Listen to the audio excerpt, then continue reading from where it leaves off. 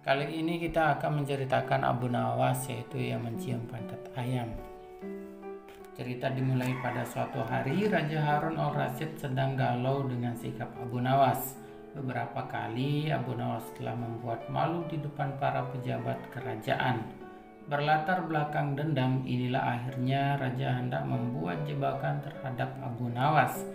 Jika Abu Nawas gagal menghadapi jebakan tersebut, maka hukuman akan diberikan kepadanya. Maka dipanggillah Abu Nawas untuk menghadap Raja Harun al-Rasyid. Setelah melewati beberapa prosedur, sampai juga Abu Nawas di istana kerajaan. Sang raja lalu memulai pertanyaannya. "Wahai Abu Nawas, di depan mejaku itu ada sepanggang daging ayam yang lezat dan enak dilahap. Tolong segera ambilkan." Abu Nawas tampak bingung dengan perintah tersebut, karena tak biasa dia disuruh mengambilkan makanan raja. "Mungkin raja ingin menjebakku, aku harus tetap waspada," kata Abu Nawas dalam hati. Abu Nawas pun akhirnya menuruti perintah itu. Setelah mengambil ayam panggang sang raja, Abu Nawas kemudian memberikan kepada raja. Namun sang raja belum langsung menerimanya. Ia bertanya lagi, "Abu Nawas, di tangan kamu ada sepotong ayam panggang lezat. Silahkan dinikmati," kata sang raja. Begitu Abu Nawas hendak menyantap ayam panggang tersebut, tiba-tiba raja berkata lagi, "Tapi ingat Abu Nawas, dengarkan dulu petunjuknya. Jika kamu memotong paha ayam itu, maka aku akan memotong pahamu. Dan jika kamu memotong dada ayam itu, maka aku akan memotong dadamu. Tidak hanya itu saja, jika kamu memotong dan memakan kepala ayam itu, maka aku akan memotong kepalamu. Akan tetapi, kalau kamu hanya mendiamkan saja ayam panggang itu, akibatnya kamu akan aku gantung," kata sang raja. Abu Nawas merasa bingung dengan petunjuk yang dititihkan sang raja.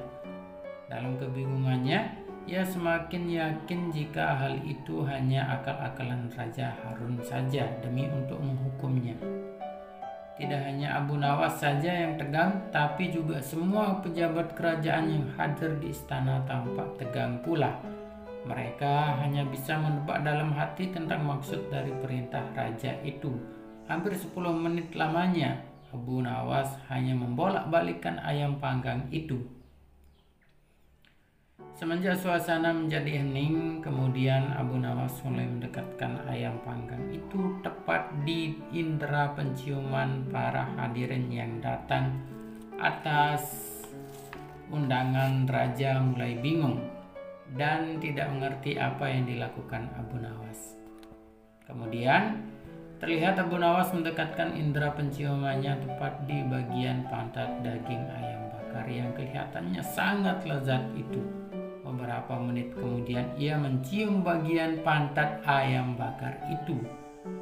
Setelah selesai mencium pantat ayam bakar itu, kemudian Abu Nawas berkata, "Jika saya harus memotong paha ayam ini, maka Baginda akan memotong pahaku. Jika saya harus memotong dada ayam ini, maka Baginda akan memotong dadaku. Jika saya harus memakan dan memotong kepala ayam ini, Baginda akan memotong kepalaku. Tetapi coba lihat, saya melakukan mencium pantat ayam ini," kata Abu Nawas. "Apa maksudmu, wahai Abu Nawas?" tanya Baginda.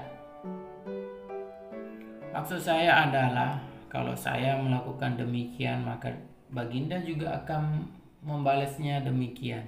Layaknya ayam ini, nah saya hanya mencium pantat ayam panggang ini saja, maka Baginda juga harus mencium pantat ayam panggang ini pula," jelas Abu Nawas. Sontak sang penjelasan Abu Nawas itu membuat suasana yang tegang menjadi tampak tak menentu. Para pejabat yang hadir menahan tawa, tetapi ragu-ragu karena takut dihukum raja. Sementara itu, raja yang mendengar ucapan Abu Nawas mulai memerah mukanya. Raja tampak malu untuk kesekian kalinya. Untuk menutupi rasa malunya, beliau memerintahkan Abu Nawas untuk pulang dan membawa pergi ayam panggang yang lezat itu. "Wahai Abu Nawas, cepat pulanglah, jangan sampai aku berubah pikiran," kata raja. Setibanya di rumah, ia mengundang beberapa tetangganya untuk berpesta ayam panggang oleh Abu Nawas. Untuk kesekian kalinya, Abu Nawas sukses mempermalukan Raja Harun al-Rasyid di depan para pejabat kerajaan. Jadi sekali lagi Abu Nawas mendapatkan ayam panggang dan mereka berpesta di rumahnya. Sekian cerita kali ini. Kali ini kita akan menceritakan cerita tentang Abu Nawas yang memecahkan masalah dari sahabatnya. Cerita dimulai dari sore itu. Di sebuah warung, Abu Nawas sedang menikmati secangkir teh hangat. Tiba-tiba dia melihat temannya datang dengan muka yang masam. Seolah sedang memendam kesusahan, dia pun duduk di sebelah Abu Nawas. "Sore ini cuaca sangat cerah. Tapi kenapa mukamu tak secerah sore ini?" Abu Nawas mulai perbincangan. "Bulan-bulan ini istriku mengeluh tentang tempat tinggal kami," sahutnya. "Kenapa? Ada apa dengan rumahmu?" tanya dari Abu Nawas. "Dia mengeluhkan tempat tinggal kami yang menurutnya terlalu sempit untuk kami berempat tinggal. Karena tak kau lebarin aja," kata Abu Nawas menawarkan saran. "Kalau ada uang tentu hal ini tak akan terjadi," keluhnya. Abu Nawas merenung sejenak. Dia coba cari akal untuk pecahkan masalah sahabatnya. Setelah dapat akal, dia pun berkata, "Begini, apakah kamu punya uang untuk membeli seekor keledai?" Temannya pun tak lantas menjawabnya. Dia merasa dia sedikit bingung. Apa hubungannya membangun rumah sama membeli seekor keledai? Tapi dalam hatinya dia yakin pada sahabatnya yang satu ini, karena dia selalu mendapat jalan keluar dari masalah apapun yang ia hadapi. Kemudian ia menjawab, "Ya, untuk beli seekor keledai saya punya. Nah, belilah olehmu seekor keledai, simpan dan uruslah di rumahmu," kata Abu Nawas. Ia pun tambah bingung. Bagaimana tidak? Tanpa seekor keledai saja rumahnya terasa sempit, apalagi kalau ada seekor keledai. Tapi dia tak berani membantahnya. Sekali lagi dia yakin pada sahabatnya itu, yaitu Abu Nawas. "Baiklah, saya akan coba saran dari kamu. Dibelilah olehnya seekor keledai dan dibawanya pulang. Sampainya di rumah langsung saja dia memasuki keledainya ke dalam rumah sesuai saran dari Abu Nawas. Istrinya yang ada di dalam rumah terkejut. Sambil memarahi suaminya, dianggapnya suaminya itu sudah tidak waras.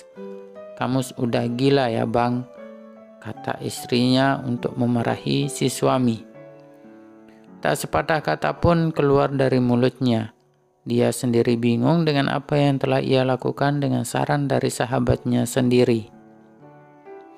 Keesokan harinya, ia kembali menemui Abu Nawas. Setelah menceritakan apa yang telah terjadi di rumahnya, Abu Nawas malah menyarankan untuk membeli lagi seekor kambing. Dia pun tambah kebingungan, bagaimana tidak, seekor keledai aja sudah sangat merepotkan, apalagi kalau harus ditambah lagi seekor kambing.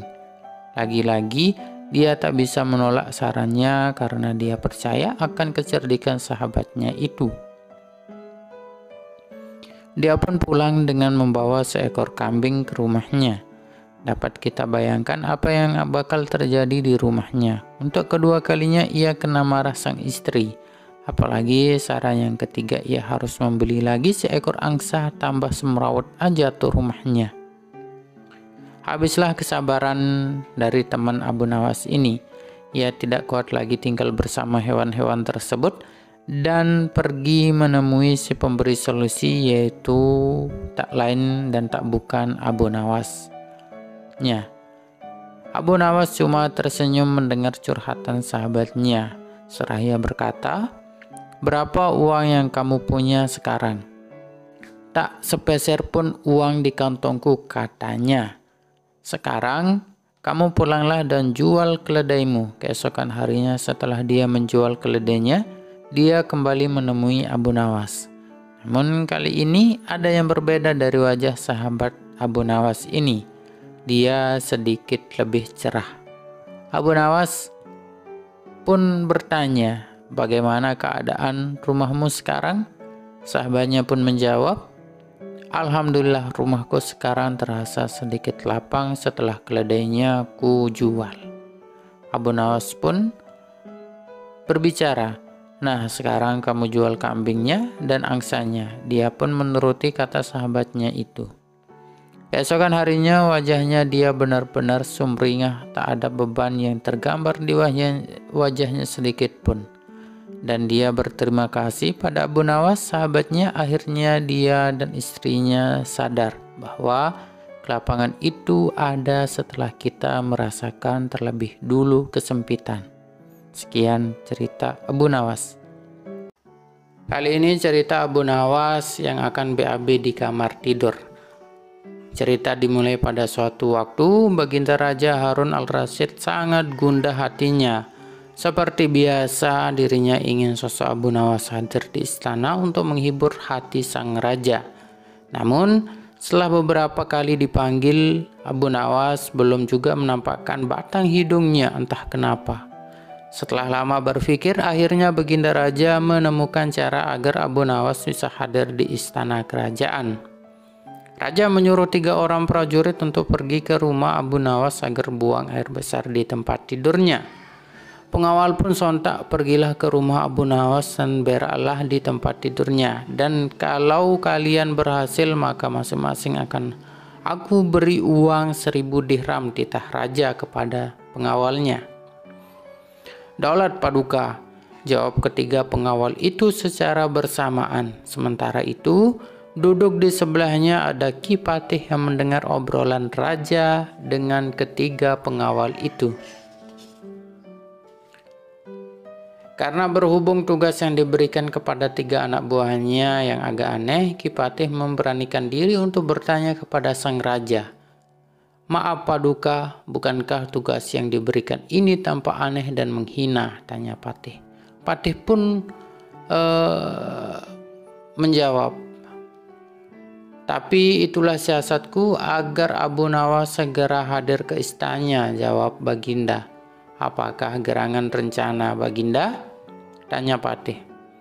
"Namun kamu akan segera mengetahuinya, dan sekarang kamu ikutilah ketiga anak buahmu itu dan lihatlah mereka dan sampaikan kepada Abu Nawas bila dia berhasil menggagalkan tugas pengawalnya, maka Abu Nawas akan aku beri uang 3000 dirham dan sekaligus ia boleh memukul utusanku itu," titah sang raja. Utusan tiba di rumah Abu Nawas. Dengan perasaan yang masih bingung, Patih segera melaksanakan perintah raja. Dia segera berkemas dan menuju ke rumah Abu Nawas. Tidak berapa lama kemudian, utusan Baginda Raja Harun al-Rasyid sudah tiba di depan pintu rumah Abu Nawas. "Kami diutus oleh sang raja untuk buang air besar di tempat tidurmu. Karena ini perintah raja, kamu tidak boleh menolak," kata salah satu utusan itu. "Saya sama sekali tidak keberatan. Silakan saja kalau kalian mampu melaksanakan perintah raja," jawab Abu Nawas dengan santai. "Betul?" tanya utusan raja. "Ya, silahkan saja," sahut Abu Nawas. Abu Nawas mengawasi orang-orang itu beranjak ke tempat tidurnya dengan geram. Berak di tempat tidurku betul-betul kelewatan," gumam Abu Nawas dalam hati. Abu Nawas memutar otaknya,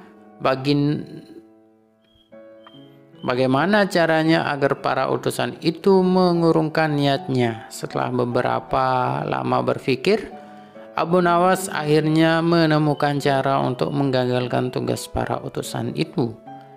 Pada saat para utusan itu hendak bersiap-siap buang air besar, mendadak Abu Nawas berkata dari bilik jendela kamar, "Hai para utusan raja, ada yang lupa saya sampaikan kepada kalian," kata Abu Nawas. "Apa itu?"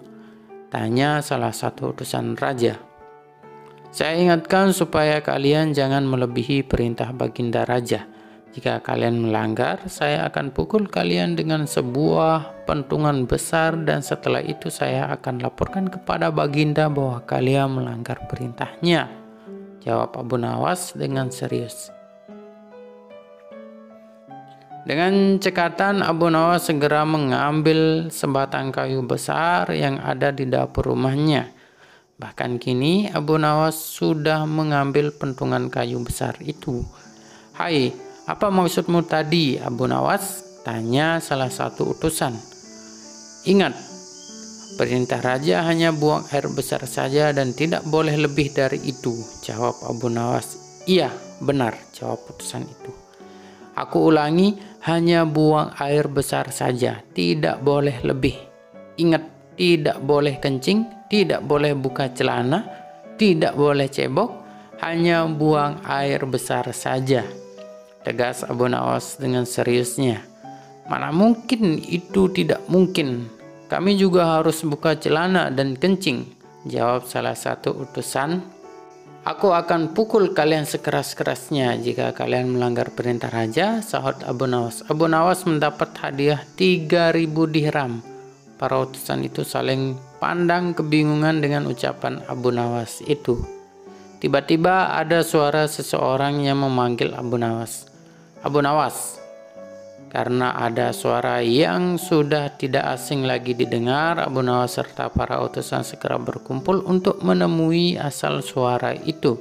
Oh, ternyata suara itu adalah suara Ki Patih Ja'far yang merupakan orang kepercayaan Baginda Raja Harun al-Rasyid.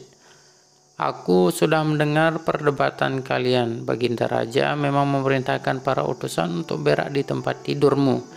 Jika 3 orang ini sanggup, mereka masing-masing akan mendapatkan 1.000 dirham. Jika mereka gagal, maka mereka boleh engkau pukul sesuka hatimu," kata Ki Patih Ja'far.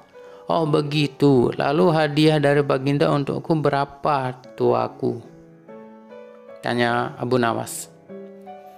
"Sekarang juga engkau boleh menghadap Baginda Raja untuk menerima 3.000 dirham, jawab Ki Patih. "Hah?" Abu Nawas kaget disertai rasa gembira. Segera saja Abu Nawas mengambil pentungan, lalu 3 orang utusan yang mau buang air besar tadi dipentungi pantatnya. "Buk, buk, buk. Ampun Abu Nawas, apa kalian mau buang air besar di tempat tidurku, ha?" "Tidak, ampun," kata utusan tadi. Ketiga utusan itu lari terbirit-birit. Ki Patih dan Abu Nawas tertawa terpingkal-pingkal dibuatnya. Sesaat setelah itu Ki Patih berkata, "Abu Nawas, bagaimana sangat yakin engkau dapat mengatasi masalah ini. Baginda memang menginginkan kehadiranmu di istana untuk menghibur hatinya yang saat ini sedang gundah gulana." Abu Nawas menyetujui permintaan tuanku Ja'far dan mereka segera berangkat menuju istana. Setelah semua persiapan dilakukan, ada-ada saja triknya Abu Nawas kali ini. Jadi dia menggagalkan BAB di tempat tidurnya. Kali ini kita kembali dengan cerita Abu Nawas, yaitu yang menjual rajanya sendiri. Cerita dimulai dari kadangkala untuk menunjukkan sesuatu kepada sang raja, Abu Nawas tidak bisa hanya sekedar melaporkan secara lisan. Raja harus mengetahui dengan mata kepala sendiri bahwa masih banyak di antara rakyatnya yang hidup sengsara. Ada saja praktik jual beli budak. Dengan tekad yang amat bulat, Abu Nawas merencanakan menjual Baginda Raja. Karena menurut Abu Nawas hanya Baginda Raja yang paling patut untuk dijual. Bukankah selama ini Baginda Raja selalu mempermainkan dirinya dan menyengsarakan pikirannya? Maka sudah sepantasnya kalau sekarang giliran Abu Nawas mengerjai Baginda Raja. Abu Nawas menghadap dan berkata kepada Baginda Raja Harun al-Rasyid, "Ada sesuatu yang amat menarik yang akan hamba sampaikan kepada Paduka yang mulia." "Apa itu wahai Abu Nawas?" tanya Baginda langsung tertarik. "Sesuatu yang hamba yakin belum pernah terlintas di dalam benak Paduka yang mulia," kata Abu Nawas meyakinkan. "Kalau begitu cepatlah ajak aku ke sana untuk menyaksikannya," kata Baginda Raja tanpa rasa curiga sedikit pun. "Tetapi Baginda," kata Abu Nawas sengaja tidak melanjutkan kalimatnya. "Tetapi apa?" tanya Baginda tidak sadar. "Bila Baginda tidak menyamar sebagai rakyat biasa, maka pasti nanti orang-orang akan banyak yang ikut menyaksikan benda ajaib itu," kata Abu Nawas. Karena begitu besar keinginan Baginda Raja, maka beliau bersedia menyamar sebagai rakyat biasa seperti yang diusulkan Abu Nawas. Kemudian Abu Nawas dan Baginda Raja Harun al-Rasyid berangkat menuju ke sebuah hutan. Setibanya di hutan, Abu Nawas mengajak Baginda Raja mendekati sebuah pohon yang rindang dan memohon Baginda Raja menunggu di situ. Sementara itu Abu Nawas menemui seorang badui yang pekerjaannya menjual budak. Abu Nawas mengajak pedagang budak itu untuk melihat calon budak yang akan dijual kepadanya dari jarak yang agak jauh. Abu Nawas beralasan bahwa sebenarnya calon budak itu adalah teman dekatnya. Dari itu Abu Nawas tidak tega menjualnya di depan mata. Setelah pedagang budak itu memperhatikan dari kejauhan ini, ia merasa sangat cocok. Abu Nawas pun membuatkan surat kuasa yang menyatakan bahwa pedagang budak sekarang mempunyai hak penuh atas diri orang yang sedang duduk di bawah pohon rindang itu. Abu Nawas pergi begitu menerima beberapa keping uang emas dari pedagang budak itu. Baginda Raja masih menunggu Abu Nawas di situ ketika pedagang budak menghampirinya. Ia belum tahu mengapa Abu Nawas belum juga menampakkan batang hidungnya. Baginda juga merasa heran mengapa ada orang lain di situ. "Siapa engkau?" tanya Baginda Raja kepada pedagang budak. "Aku adalah tuanmu sekarang," kata pedagang budak itu agak kasar. Saja pedagang budak itu tidak mengenali Baginda Raja Harun al-Rasyid dalam pakaian yang amat sederhana. "Apa maksud perkataanmu tadi?" tanya Baginda Raja dengan wajah memerah padam. "Abu Nawas telah menjual engkau kepadaku dan inilah surat kuasa yang baru dibuatnya," kata pedagang budak dengan kasar. "Abu Nawas menjual diriku kepadamu?" kata Baginda makin murka. "Ya," bentak pedagang budak. "Tahukah engkau siapa aku itu sebenarnya?" tanya Baginda geram. "Tidak, dan itu tidak perlu," kata pedagang budak seenaknya. Lalu ia menyeret budak barunya ke belakang rumah. Sultan Harun al-Rasyid diberi perang dan diperintahkan untuk membelah kayu. Begitu banyak tumpukan kayu di belakang rumah badui itu sehingga memandangnya saja Sultan Harun al-Rasyid sudah merasa ngeri, apalagi harus mengerjakannya. "Ayo kerjakan." Sultan Harun al-Rasyid mencoba memegang kayu dan mencoba membelahnya. Namun si badui melihat cara Sultan Harun al-Rasyid memegang parang merasa aneh. "Kau ini bagaimana? Bagian parang yang tumpul kau arahkan ke kayu, sungguh bodoh sekali." Sultan Harun al-Rasyid mencoba membalikkan parang hingga bagian yang tajam terarah ke kayu. Ia mencoba membelah, namun tetap saja pekerjaannya terasa aneh dan kaku bagi si badui. "Oh, beginikah derita orang-orang miskin mencari sesuap nasi, harus bekerja keras lebih dahulu? Wah, lama-lama aku tak tahan juga," gumam Sultan Harun al-Rasyid. Si badui menatap Sultan Harun al-Rasyid dengan pandangan heran dan lama-lama menjadi marah.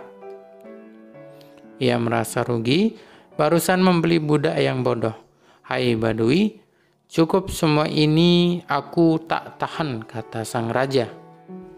"Kurang ajar kau budakku, harus patuh kepadaku," kata badui itu sambil memukul Baginda. Tentu saja sang raja yang tak pernah disentuh orang itu menjerit keras saat dipukul kayu. "Hai badui, aku adalah rajamu, Sultan Harun al-Rasyid," kata Baginda sambil menunjukkan tanda kerajaannya. Pedagang budak itu pun kaget dan mulai mengenal Baginda Raja. Ia pun langsung menjatuhkan diri sambil menyembah Baginda Raja. Baginda Raja mengampuni pedagang budak itu karena ia memang tidak tahu. Tetapi kepada Abu Nawas, Baginda Raja amat murka dan gemas. Ingin rasanya beliau meremas-remas tubuh Abu Nawas. Sekian cerita kali ini. Kita kembali dengan cerita Abu Nawas, yaitu yang Baginda meminta mahkota dari surga. Cerita diawali dengan tidak seperti biasa. Hari itu Baginda tiba-tiba ingin menyamar menjadi rakyat biasa. Beliau ingin menyaksikan kehidupan di luar istana tanpa sepengetahuan siapapun agar lebih leluasa bergerak. Baginda mulai keluar istana dengan pakaian amat sederhana layaknya seperti rakyat jelata. Di sebuah perkampungan beliau melihat beberapa orang berkumpul setelah Baginda mendekat. Ternyata seorang ulama sedang menyampaikan kuliah tentang alam barzah. Tiba-tiba ada seorang yang datang dan bergabung di situ. Ia bertanya kepada ulama itu, "Kami menyaksikan orang kafir pada suatu waktu dan mengintip kuburnya. Tetapi kami tidak mendengar mereka berteriak dan tidak pula melihat penyiksaan-penyiksaan yang katanya sedang dialaminya. Maka bagaimana cara membenarkan sesuatu yang tidak sesuai dengan yang dilihat mata?" Ulama itu berpikir sejenak, kemudian ia berkata, "Untuk mengetahui yang demikian itu harus dengan panca indera yang lain. Ingatkah kamu dengan orang yang sedang tidur? Dia kadangkala bermimpi dalam tidurnya digigit ular, diganggu dan sebagainya. Ia juga merasa sakit dan takut ketika itu, bahkan memikik dan berkeringat bercucuran pada keningnya. Ia merasakan hal semacam itu seperti ketika tidak tidur. Sedangkan engkau yang duduk di dekatnya menyaksikan keadaan seolah-olah tidak ada apa-apa. Padahal apa yang dilihat serta dialaminya adalah dikelilingi ular-ular. Maka jika masalah mimpi yang remeh saja sudah tidak mampu mata lahir melihatnya, mungkinkah engkau bisa melihat apa yang terjadi di alam barzah?" Baginda Raja terkesan dengan penjelasan ulama itu. Baginda masih ikut mendengarkan kuliah itu. Kini ulama itu melanjutkan kuliahnya tentang alam akhirat. Dikatakan bahwa di surga tersedia hal-hal yang amat disukai nafsu, termasuk benda-benda. Salah satu benda-benda itu adalah mahkota yang amat luar biasa indahnya. Tak ada yang lebih indah dari barang-barang di surga karena barang-barang itu tercipta dari cahaya. Saking indahnya, maka satu mahkota jauh lebih bagus dari dunia dan isinya. Baginda makin terkesan. Beliau pulang kembali ke istana. Baginda sudah tidak sabar ingin menguji kemampuan Abu Nawas. Abu Nawas dipanggil. "Aku menginginkan engkau sekarang juga berangkat ke surga, kemudian bawakan aku sebuah mahkota surga yang katanya tercipta dari cahaya itu. Apakah engkau sanggup, Abu Nawas?" "Sanggup, Paduka yang mulia," kata Abu Nawas, langsung menyanggupi tugas yang mustahil dilaksanakan itu. Tetapi Baginda harus menyanggupi pula satu syarat yang akan hamba ajukan. "Sebutkan syarat itu," kata Baginda Raja. "Hamba mohon Baginda menyediakan pintunya agar hamba bisa memasukinya." "Pintu apa?" tanya Baginda belum mengerti. "Pintu alam akhirat," jawab Abu Nawas. "Apa itu?" tanya Baginda ingin tahu. "Kiamat, wahai Paduka yang mulia. Masing-masing alam mempunyai pintu. Pintu alam dunia adalah liang peranakan ibu, pintu alam barzah adalah kematian, dan pintu alam akhirat adalah kiamat. Surga berada di alam akhirat. Bila Baginda masih tetap menghendaki hamba mengambilkan sebuah mahkota di surga, maka dunia harus kiamat terlebih dahulu." Mendengar penjelasan Abu Nawas, Baginda Raja terdiam. Di sela-sela kebingungan, Baginda Raja Harun al-Rasyid Abu Nawas bertanya lagi, "Masihkah Baginda menginginkan mahkota dari surga?" Baginda Raja tidak menjawab. Beliau diam 1000 bahasa. Sejenak kemudian Abu Nawas mohon diri. karena Abu Nawas sudah tahu jawabannya. Sekian dari cerita kali ini. Kali ini kita akan menceritakan Abu Nawas yang menang lomba berburu. Cerita dimulai pada suatu hari yang cerah. Raja Harun al-Rasyid dan para pengawalnya meninggalkan istana untuk berburu. Namun di tengah perjalanannya, salah satu pejabat kerajaan yang bernama Abu Jahil menyusul dengan terengah-engah di atas kudanya. Pada suatu hari yang cerah, Raja Harun al-Rasyid dan para pengawalnya meninggalkan istana untuk berburu. Namun di tengah perjalanannya, salah satu pejabat kerajaan yang bernama Abu Jahil menyusul dengan terengah-engah di atas kudanya. "Baginda, baginda, hamba mengusulkan sesuatu," kata Abu Jahil mendekati sang raja. "Apa usulmu itu, wahai Abu Jahil?" tanya sang raja. "Agar acara berburu itu menarik dan disaksikan banyak penduduk, bagaimana kalau kita sayembara saja?" ujar Abu Jahil dengan raut wajah yang serius. Baginda raja terdiam sejenak dan mengangguk-angguk. "Hamba ingin beradu ketangkasan dengan Abu Nawas, dan nanti pemenangnya akan mendapatkan sepundi uang emas. Tapi kalau kalah, hukumnya adalah memandikan kuda selama 3 bulan. Tutur Abu Jahil meyakinkan raja. Akhirnya sang raja menyetujui usulan Abu Jahil tersebut. Hitung-hitung sayembara itu akan memberikan hiburan kepadanya, maka dipanggillah Abu Nawas untuk menghadap. Dan setelah menghadap Raja Harun, Abu Nawas pun diberi petunjuk panjang lebar. Pada awalnya Abu Nawas menolak untuk mengikuti sayembara tersebut karena ia tahu bahwa semua ini adalah akal bulus dari Abu Jahil yang ingin menyingkirkannya dari istana. Tapi Baginda Raja Harun memaksa dan Abu Nawas tunduk bisa menolak. Abu Jahil berpikir sejenak.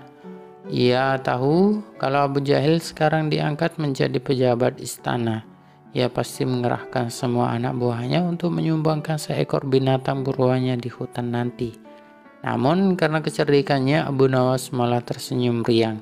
Abu Jahil yang melihat perubahan raut muka Abu Nawas menjadi penasaran dibuatnya. Batinnya berkata, mana mungkin Abu Nawas bisa mengalahkan dirinya kali ini. Akhirnya Baginda mengiring mereka ke tengah alun-alun istana. Raja dan seluruh rakyat menunggu siapa yang bakal menjadi pemenang dalam lomba berburu ini.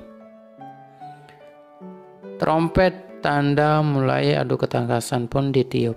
Abu Jahil segera memacu kudanya secepat kilat menuju hutan belantara. Anehnya Abu Nawas justru sebaliknya. Dia dengan santainya menaiki kudanya hingga para penonton banyak yang berteriak. Menjelang sore hari, tampaklah kuda Abu Jahil memasuki pintu gerbang istana. Ia pun mendapat sambutan meriah dan tepuk tangan dari rakyat yang menyaksikan. Di sisi kanan dan kiri kuda Abu Jahil tampak puluhan hewan yang mati terpanah. Abu Jahil dengan senyum bangga memperlihatkan semua binatang buruannya di tengah lapangan. Aku, Abu Jahil, berhak memenangkan lomba ini. Lihat binatang buruanku banyak. Mana mungkin Abu Nawas mengalahkanku, teriaknya lantang yang membuat para penonton semakin ramai bertepuk tangan. Tidak berapa lama kemudian terdengar suara kaki kuda Abu Nawas. Semua orang menertawakan dan meneriakinya karena Abu Nawas tak membawa satupun binatang buruan di kudanya. Tapi Abu Nawas tidak tampak gusar sama sekali. Ia malah tersenyum dan melambaikan tangan. Baginda Raja menyuruh kepada kedua orang pengawalnya maju ke tengah lapangan dan menghitung jumlah binatang buruan yang didapatkan dua peserta tersebut. Dan kesempatan pertama, para pengawal menghitung jumlah binatang hasil buruan dari Abu Jahil. 35 ekor kelinci ditambah 5 ekor rusa dan 2 ekor babi hutan, kata salah satu pengawal. Kalau begitu, akulah pemenangnya karena Abu Nawas membawa seekor binatang pun, teriak Abu Jahil dengan sombongnya. Tenang, tenang. Aku membawa ribuan binatang, jelaslah. Aku pemenangnya. Dan engkau, wahai Abu Jahil, Silakan membentikan kuda-kuda istana menurut aturan lomba. Semua binatang boleh ditangkap, yang penting jumlahnya," kata Abu Nawas sambil membuka bambu kuning yang telah diisi dengan ribuan semut merah. "Jumlahnya sangat banyak, Baginda. Mungkin ribuan, kami tak sanggup menghitungnya lagi," kata pengawal kerajaan yang menghitung jumlah semut itu. Melihat kenyataan itu, Abu Jahil tiba-tiba saja jatuh pingsan. Baginda Raja tertawa terpingkal-pingkal dan langsung memberi hadiah kepada Abu Nawas. Kecerdikan Abu Nawas kali ini dan ketulusan hati pasti bisa mengalahkan kelicikan, kata Baginda. Jadi sekian cerita kali ini. Kali ini kita kembali lagi dengan cerita Abu Nawas yang diusir dari kota. Mimpi buruk yang dialami Baginda Raja Harun al-Rasyid tadi malam menyebabkan Abu Nawas diusir dari negeri kelahirannya sendiri. Abu Nawas tak berdaya. Bagaimanapun ia harus segera menyingkir meninggalkan negerinya tercinta hanya karena mimpi. Masih jelas terngiang-ngiang kata-kata Baginda Raja di telinga Abu Nawas. Tadi malam aku bermimpi bertemu dengan seorang laki-laki tua. Ia mengenakan jubah putih. Ia berkata bahwa negerinya akan ditimpa bencana bila orang yang bernama Abu Nawas masih tetap tinggal di negeri ini. Ia pun harus diusir dari negeri ini sebab orang itu membawa kesialan. Ia boleh kembali ke negerinya dengan syarat tidak boleh dengan berjalan kaki, berlari, merangkat, melompat-lompat, dan menunggang keledai atau binatang tunggangannya yang lain. Dengan bekal yang diperkirakan cukup, Abu Nawas mulai meninggalkan rumah dan istrinya. Istri Abu Nawas hanya bisa mengirimi kepergian suaminya dengan derai air mata. Setelah 2 hari penuh Abu Nawas mengendarai keledainya, bekal yang dibawanya mulai menipis.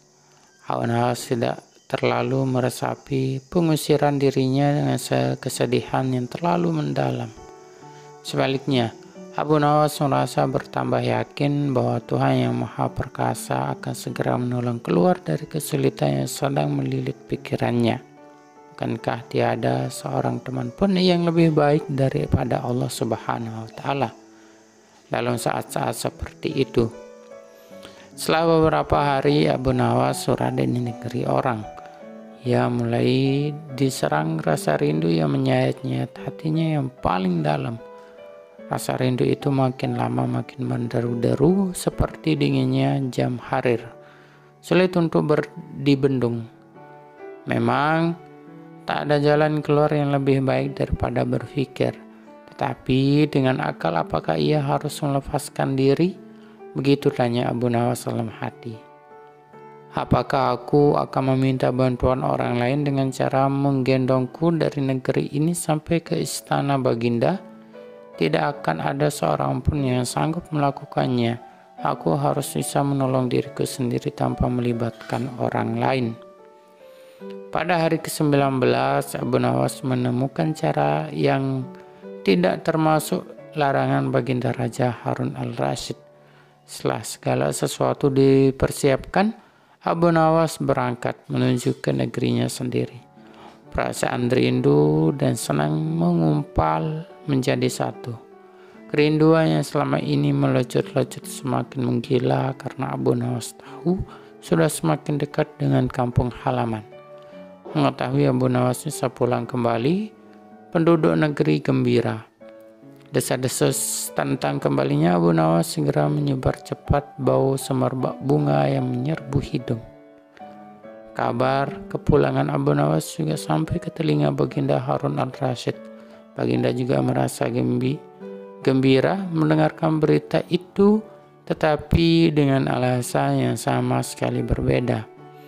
Rakyat gembira melihat Abu Nawas pulang kembali karena mereka mencintainya, sedangkan Baginda Raja gembira mendengar Abu Nawas pulang kembali karena beliau merasa yakin kali ini pasti Abu Nawas tidak akan bisa mengelak dari hukuman.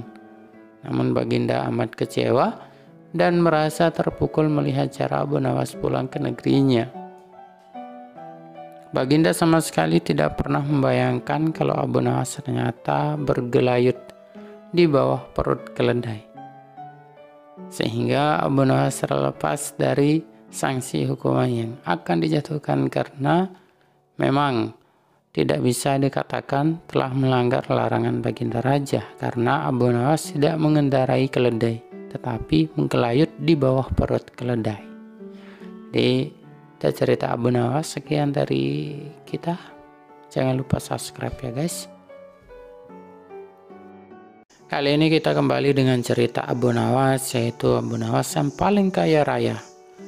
Cerita dimulai pada sebagian rakyat kecil. Abu Nawas sering menyelipkan kritikan-kritikan lewat humor-humornya yang jenaka sehingga meski mengena raja tetapi tak bisa marah dibuatnya.